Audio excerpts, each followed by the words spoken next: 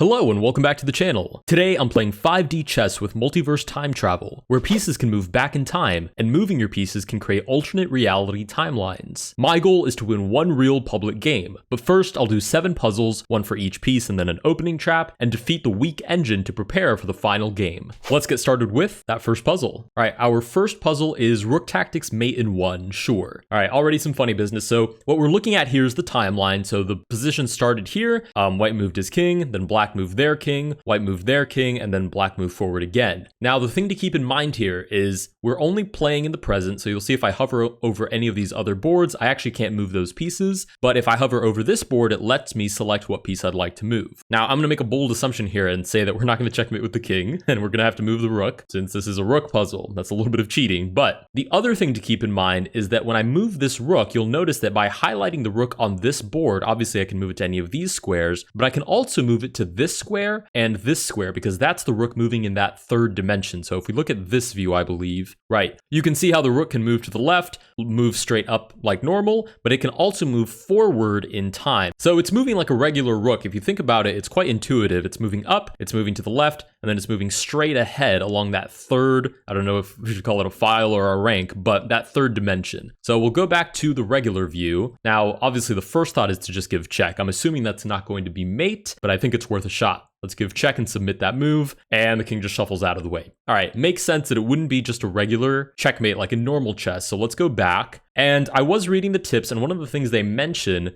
is that it's significantly easier to give checkmate in the past, right? Because if I give check in the present, the king can move out of the way, or my opponent can create a new timeline, and all sorts of funny business can happen. But the king can never move in the past. So if I can move my rook in such a way where I give check to one of these kings in the past, then I can just win the game instantly. So let's take a look at this. If my rook right now can move to these different squares, obviously, if I move it anywhere here, it's not going to give any new checks. If I move it to any of these 3 squares, that's just going to get captured by the king. But if I move it up to h8 and I give this check, now if we look back on the timeline, this rook should be hitting this king as well. It's impossible to move this king. It's also impossible for my opponent to make a move that goes back this far in time and creates a new timeline. So I think that should just be checkmate. Submit that move. We get that little exclamation mark that says we are giving check, and puzzle complete. We did give checkmate. Sweet. All right, that was pretty straightforward, although arguably they started with the rook because it's the most intuitive. You'll see that when we get into the knights and the bishops and they start talking about triagonals and quadragonals, I mean, it gets a little bit crazy, but let's focus on the good. Right now, we finished the rook puzzle. Let's go to move on to the next puzzle. All right, next puzzle is Knight Tactics, and this is where it starts to get a little bit funky. Let's hit play, and it's so funky that we just get one board. Yeah, it's just a single board, okay. Now, the cool thing, or maybe the not cool thing, the kind of headache part about playing with the knight is that, you know how the knight normally moves in an L, it moves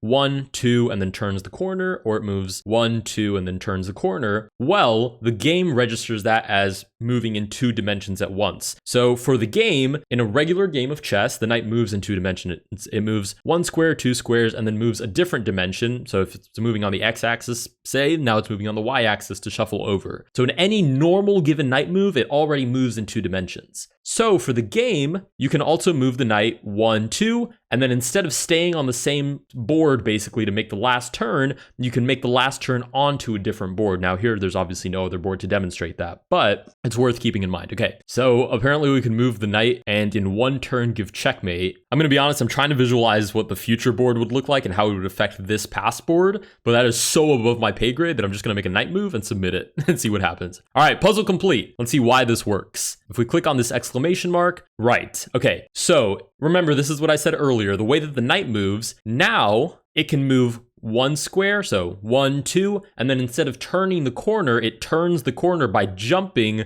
to the previous position. So the L in this case is going 1, 2, and then going this way for the longest L in history in existence. But hopefully that doesn't break your brain and at least makes some sense. So we've now finished the knight puzzle as well. Let's go ahead and move on to Bishop Tactics. This is where it starts to get, I know knight was already a little bit weird, but this is where it actually starts to get a little bit headachy. Okay, decently normal timeline. We have a normal starting position minus the pawn on the bank rank, but these are all 5 by 5 to make it easier. We shuffle our king out of the way and our opponent moves the pawn forward. Now, you'll notice if I highlight the bishop, it's actually also able to move to these adjacent squares, which doesn't make any sense when you look at it like this, but when you look at it through the timeline, it makes even less sense. No, I'm kidding. It makes a little more sense, but not by a lot. So the bishop normally moves on diagonals on the 2D board, so it also moves diagonally, unfortunately, on the 3D board. So it can move outward diagonally one square adjacent. So I still think it's easier to look at it from here. So if it can move out one square, and this actually continues to happen, so if you go back not just one, but also two boards, then on this next board, instead of just being one square out, it would actually be all of these outer shell squares. I know it's very confusing. I did the studying for you guys, so this would be less painful, but here we are suffering anyways. Okay, so I need to move this bishop somewhere where it's going to threaten this king, because like we talked about, it's easier to give checkmate in the past. And I'm gonna be honest, a little bit of just puzzle experience that goes beyond 5D chess. This is just normal chess experience. The fact that they move this pawn to stop us from moving this way, notice that's the only square we can't move to, but it doesn't stop us from moving this way. Wow, what a coincidence that that's like the closest that you can get to the king without getting captured. But if we move the bishop here, now on this previous timeline, we should, on the next turn, be threatening these three squares, including the king. Or rather, maybe just these two squares? No, I'm not totally sure. It should just be these two squares, but let's submit this move. We have finished the puzzle successfully, and if we click this exclamation mark, it's exactly what we said. On this board, the bishop can reach out two squares, one shot back, and two squares, two shots, I don't know why I'm calling them shots, two boards back. So that's how the bishop moves. Wrap your head around it or don't, whatever. I'll do the hard lifting for us. With that, we finished the bishop puzzle. Let's go ahead and move on to the next puzzle. All right, next up we have pawn tactics. Finally, this should be hopefully kind of easy. Pawn tactics mate in one, and it's just like a regular pawn. I'm just gonna take on G7, the knight defends the pawn gives check, we submit the move, it's a regular checkmate. Blessed. That took about 4 seconds to figure out. Let's go ahead and move on to the next puzzle. All right, next puzzle, we have queen tactics, mate in one. You'll obviously notice that we're skipping a lot of stuff here. This would just be mind-boggling complexion if we didn't.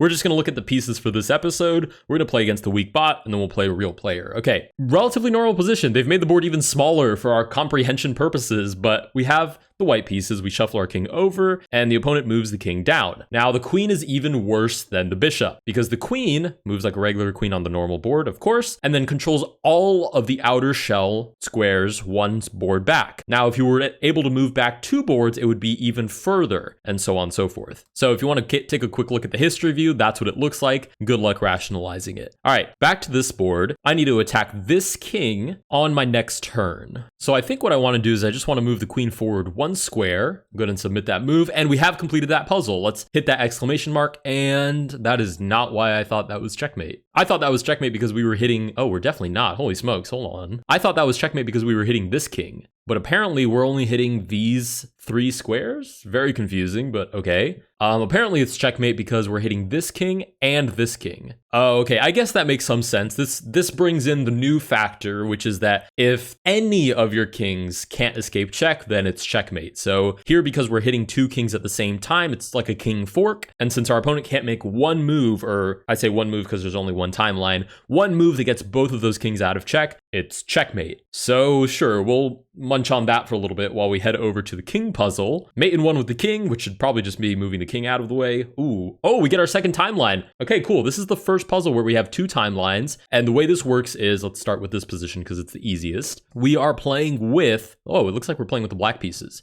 Yeah, we definitely are. Our opponent has the white dot, we have the black dot. So we're playing with the black pieces. We have a king? Oh, wait, what? We only have a king. Okay, anyways, white moves their king to the side, we follow suit, white follows suit again, and then we jump out of the way. And white, instead of just shuffling their king around, moves their bishop back to this square, which creates a new timeline where white has two different bishops. The only concern I have is it seems we just have a king, and I'm not sure how we're supposed to checkmate with a king. Anyways, we're here in the present, so we can move either of these two boards. Oh, it seems we can only move this board because this is already part of a timeline, so it's considered the past. We can only move on this board. Okay, we clearly have two illegal moves here, and any of these other moves should be available to me, but I'm not really getting how moving this king puts another king in check. I am noticing that this king somehow controls further squares. and I wish I could tell you why. Oh, wait, no, hold on. It's not this king controlling further squares, it's this king. Oh, okay, never mind. This makes more sense. Okay, the king can move one square in any direction, obviously in normal chess, and surely in,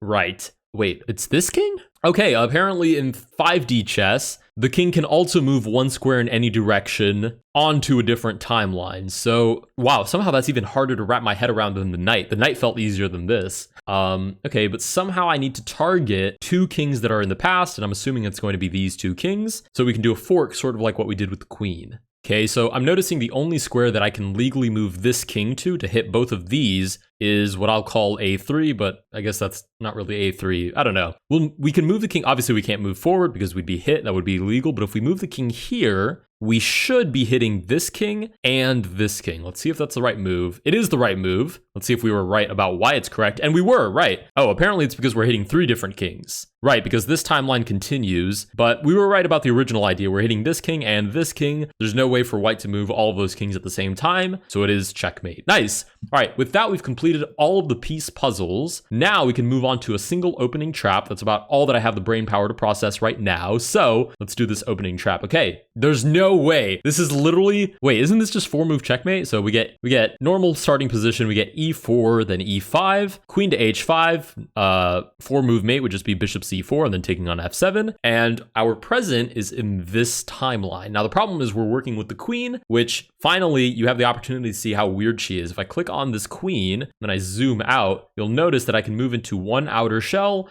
and then the outer shell seems to kind of disperse on the furthest board. So I'm actually thinking that it might just be queen takes E5. Let's give that a try. Queen takes E5, submit that move, and puzzle is complete. Let's see why that's checkmate. Okay, right. The queen, holy smokes. The queen, if I highlight her, you can see she's directly giving check to this king, straight down the file, no funny business there. But because of the way her outer shells work, here she only controls one outer square, here she controls a slightly further one, and then on this last board, it's just Hail Mary. Look at that, she controls these 3 squares. That is absolutely ridiculous. Let's look at the history view. I'm just curious what that looks like. Okay, that is why 5D chess is popular, because it is absolutely insane. But okay, I'll say that I understood the moves, right? I won't oversell my ability here. I'm not completely comfortable with understanding how these shells work, but I do understand that the queen is absolutely insane, and I understand that E4, E5, queen H5, knight F6, queen takes E5 is checkmate. I've got about that much in the bag at the moment. Let's go ahead and move on to playing the weak engine. All right, we've completed our 7 puzzles. I know there are 49 in total. If you guys really want me to come here and rip all my hairs out, I will do it, but I'm trying to grow out my hair for the summer, so please keep that in mind. Let's go ahead and play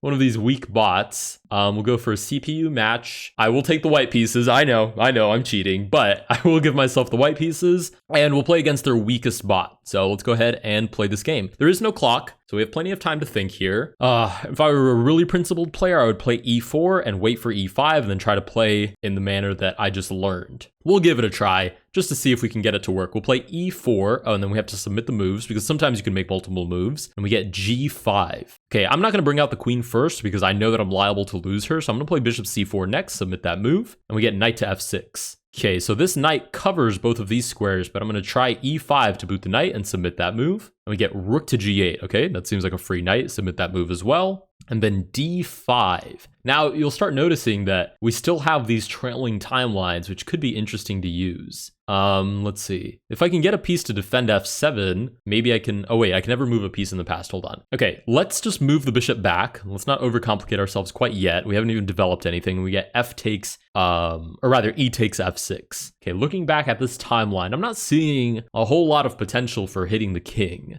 I'm gonna play knight to F3 and just develop. We'll submit that move. You've got to be kidding me. All right, this is the weak trainer.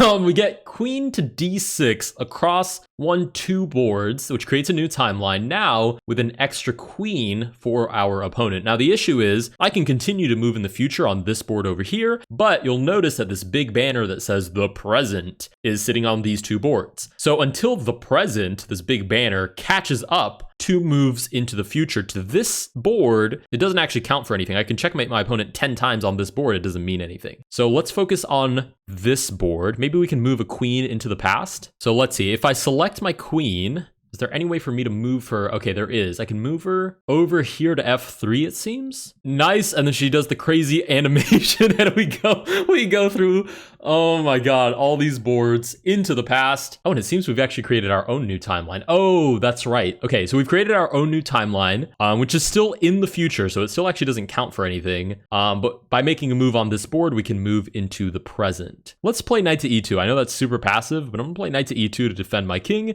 and submit those moves. We'll see what our opponent plays.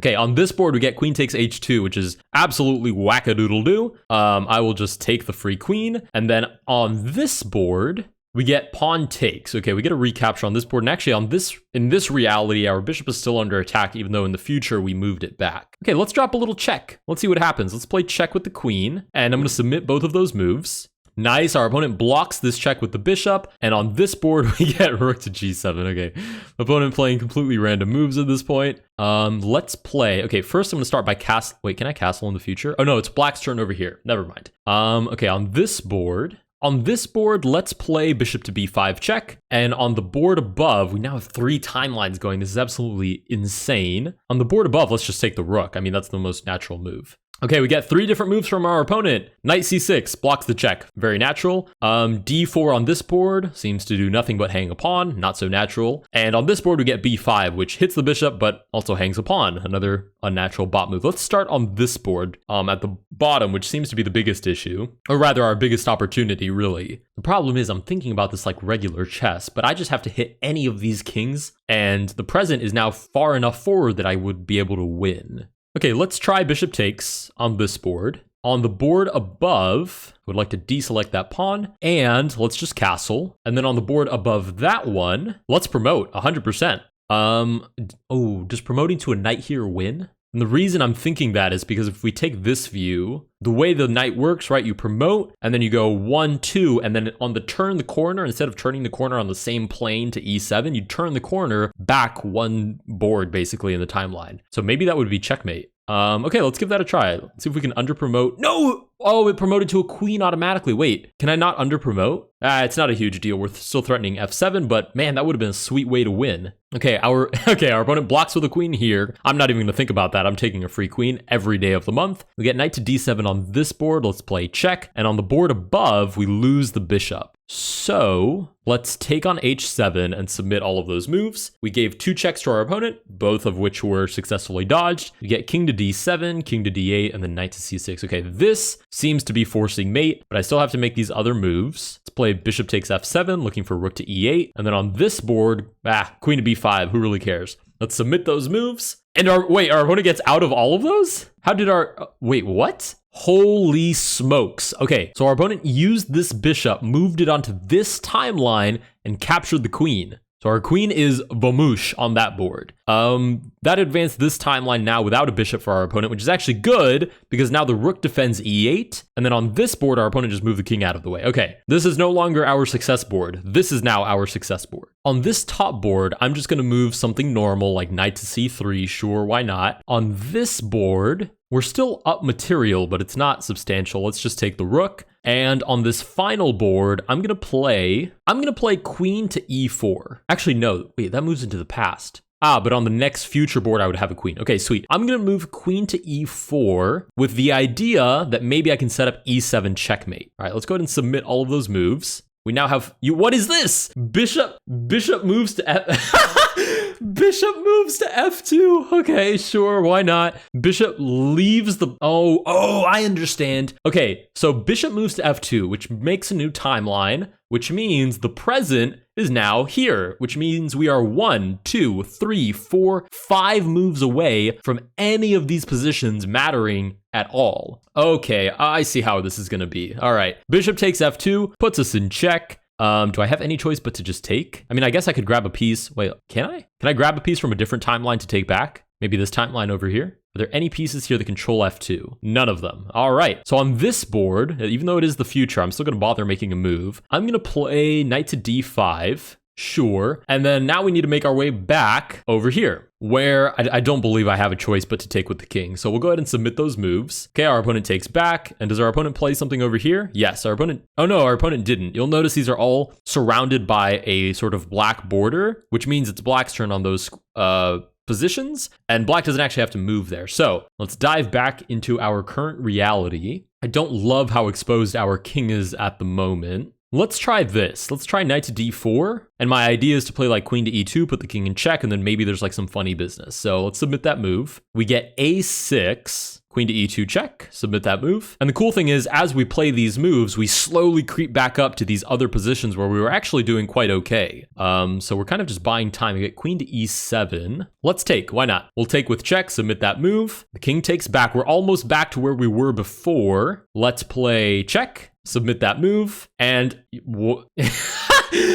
yeah, well, because why not? That's why not? Okay, the king leaps out of the way, taking back the queen. This is absurd. I mean, this is ridiculous. Okay, which means our opponent has bought themselves another turn before any of these positions actually matter. So what if I bring this knight back to this square to give another check? Okay, we create a new timeline. Okay, but the timeline is still ahead of the present, so we still have to make a move on this board. Let's play knight to f5 check, submit that move. And the king leaps out of the way to take on e7 to create a new timeline, which is basically the same as the previous timeline. Okay, this is going to drive me absolutely insane. Okay, let's take on h7. Let's do that. Take on h7, submit that move. We're looking for king, rook takes f7, and we win? What? This is ridiculous. Oh, there it is. There it is. Okay, we win back here. All right, let's click on this to get an idea of what on earth is happening. Okay, sure. All right, so what's happening is the knight is putting the king in check, and the bishop is also putting the king in check.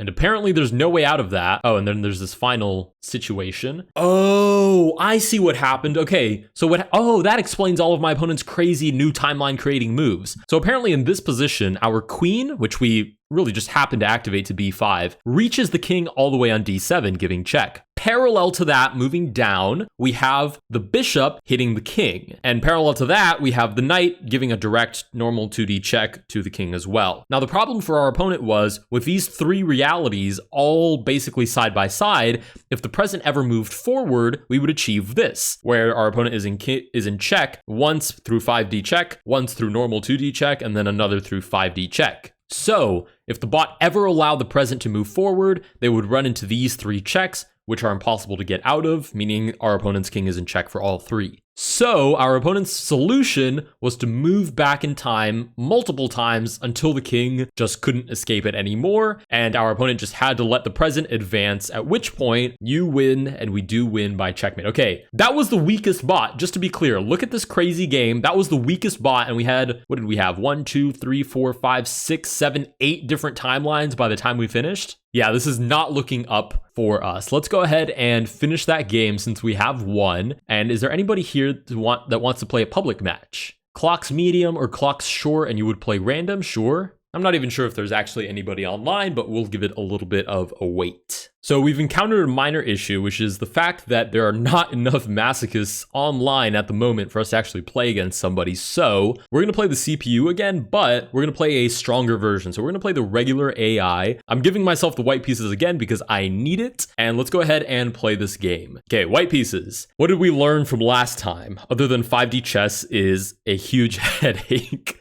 What did we learn? Probably not to play e4 unless you know what you're doing, and get your pieces out at your opponent quickly, but count on the fact that they can return to previous timelines. So I'm going to play this one a little bit more solidly. I'm going to play e3, submit that move, and see what our opponent plays. We get g5. Okay, I'm going to play bishop c4. I'm still looking for a quick checkmate because that's basically as much as I can process. And we'll try queen to h5 now, submit that move as well. And we get e6, which blocks this move. But, oh, can I not move my queen further out? Oh, I can. I could move my queen to f7 back here, but the problem is I need this bishop also defending it. Okay, interesting. So our opponent isn't going to play this easy peasy for us, obviously. Let's develop the knight. We'll play knight to f3, submit that move. We get queen to f6, okay? Queen to f6. Let's castle out of the way, and we get bishop to e7, okay. This is about the part where I believe we should start thinking about bringing some pieces back. But the problem is our opponent can also bring pieces back. So say that I brought this queen, just as an example, let's say I brought this queen, I don't know, over to f7, giving mate. The problem is I think my opponent's queen here on f6, since they can always move one outer shell when they move back in time, you look back, this queen on their outer shell would be able to capture back on f7, which is less than ideal, obviously. Okay, so let's return to this reality. Let's play knight to c3. Oh, I have to deselect the queen. It's a little bit tame, but I'm looking for knight to e4, maybe uproot the queen, and we can be looking at some fun stuff. Okay, d5 obviously hits my bishop. We'll just shuffle it out of the way for now and give check, and our opponent blocks it with the other bishop, sure.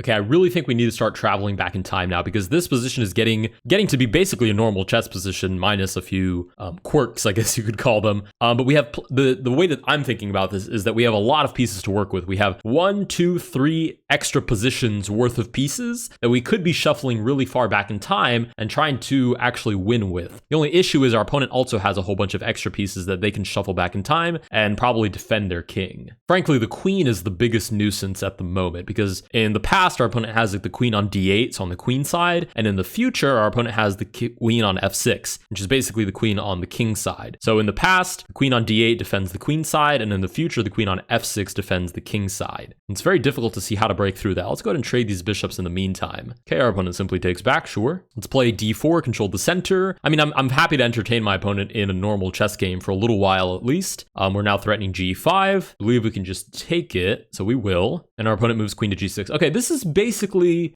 a normal chess game at the moment. We're going to take on e7. Our opponent takes back with the knight. Sure. I mean, I'm not even sure where the 5D chess opportunity would be. Because if I go back in time too far back, then our opponent can simply move back in time as well and probably capture whatever piece we move. And if I only move back in time one square, or rather one board, I'd have to really justify it because I'm not really sure what attack I have going on here at the moment. We'll play knight to b5, looking for knight c7, which should be kind of annoying, and our opponent seems to allow it. So, okay, this is progress. Our opponent moves the present back, but as you'll notice, unlike the beginner bot, which moved all the way to the beginning, this bot only moved it back one board. So there's actually no king here anymore. There's literally no opportunity for checkmate here at all. But on this board, there certainly is. In fact, there are 2 kings on the board. Let's start with a normal check, submit that move. Our opponent moves the king out of the way, which will just win us the rook, but it also gives us the chance to move other pieces onto that timeline. Question is how and who and where and why and for what? Just a couple basic questions. Okay, let's start by just taking the rook, and then on this board, I have to bring somebody else into play. Let's bring this queen into play. Let's shuffle her over to g5?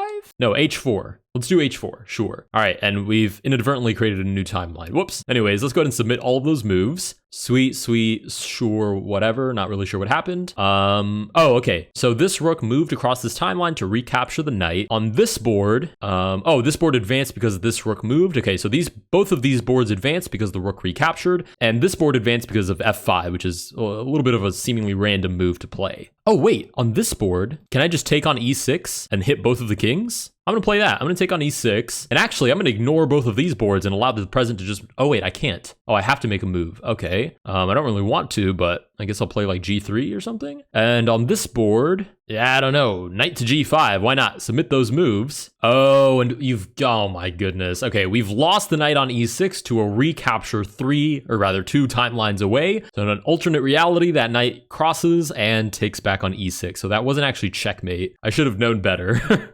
Let's see. And the real problem is now queen to h3 is incoming, which will strike the king down. Okay, I don't like it, but on this board, I'm going to play h4. On this board, I'm going to bring a rook into battle. And on this final board, I'm just going to play rook to e1. I mean, I'll sack on e6 if I get the chance. So we'll submit those moves. Okay, we get a king escaping this timeline to take on c7, which creates a new timeline, huge headache. And our opponent leaves these 2 boards unmoved. Wait, we can just leave boards unmoved? Oh, that's right. We can if the present shifts back. Okay, so the present banner, you'll notice, is behind these 2 boards that our opponent left untouched. Then that's the reason our opponent didn't have to move on those 2 boards. Okay, king goes back, which means we have to make a move here if we want the present to continue to advance. Or maybe we can just jump back in time. Hold on. How far back can I go here? If I select this queen, for example. Ooh, I can go all the way back here and here. Can I take on this board? No, I can't. Okay, that was a little bit of optimistic thinking there. Okay, let's select this queen and see what happens. Where can I move now? There's some good options, but they're not that spectacular. How about here? Hold on. What if I move queen to f6? Yes, travel my queen. and I'll submit the move as well. Okay, thinking. Oh, what am I doing? Oh my goodness. Okay, the knight just takes. Okay, wait, can I take now? Can I take this? Or am I gonna lose the knight to the same way that I did the first time? Oh, and I have to move on all of these other boards. Okay, I believe actually it's just this one. Let's play c4, just play aggressive, why not? Submit those moves. The knight goes back and takes our knight, which creates a new timeline, and we've seen this position before because this is how I lost the knight the first time. Okay, sure, why not? We really have no choice but to move on this board, so let's figure out what to make of this. Okay, let's just do what we did on the other board, which is rook to e1 and submit that move. And we win. Yes! Sure. Okay. I'm starting to realize that one of the symptoms of beating these bots is that suddenly they start playing back in time and back in time and back in time, and they don't want to advance the timeline anymore all of a sudden. Okay, let's understand why on earth we won. Yeah, oh, I remember seeing that idea. Wow. Let me pat myself on the back for that. That was genius. Knight here somehow hits the king over there, which is mate. And then here is the second check. Oh, and that's actually just the regular fork. Oh, did our opponent not take back? I could have sworn our opponent thwarted all of those ideas. I guess our opponent only took back on this other timeline that they created when they took. If that makes any sense at all, I'm not going to give any more effort to this. My head is already about at capacity, but we did get 2 different checks. Actually, 3 if you think about it. 2 of them were 2D checks, and one of them was this Hail Mary 5D check. We'll call it there. We've won all of the games we intended to win. We'll finish that game. If you guys did enjoy this video, please consider liking and subscribing. Let me know what you guys think of 5D chess, or if there are any other variants that I should play, and I will see you guys in the next one.